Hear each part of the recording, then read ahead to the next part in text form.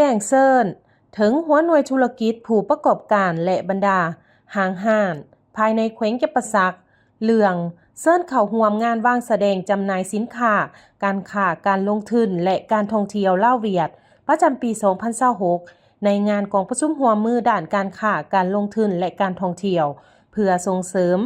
แล้วเศรษฐกิจตะเวนออกตะเวนตกที่สนามกีฬาแขวงจำปาสักในระหว่างวันที่2 ถึงวันที่ 5 เมษายน 2026 อิงตามข้อตกลงของรัฐมนตรีกระทรวงอุตสาหกรรมและการค้าฉบับเลขที่ 2655 อค.ลงวันที่ 31 ตุลาคม 2025 ว่าด้วยการจัดตั้งและการเคลื่อนไหวของแผนกอุตสาหกรรมและการค้าแขวงนครหลวงอิงตามข้อตกลงของประธานคณะกรรมการปกครองแขวงฉบับเลขที่ 213 คปคจส ลงวันที่ 10 มีนาคม 2026 ว่าด้วยการอนุมัติให้จัดงานวางแสดงสินค้าการค้าการลงทุนและการท่องเที่ยวลาวเวียดนามประจำปี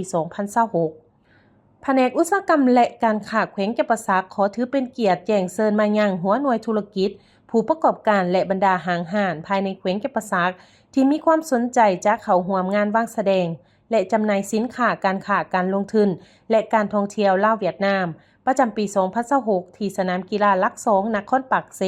แขวงจำปาสักในระหว่างวันที่2 ถึงวันที่ 5 เมษายน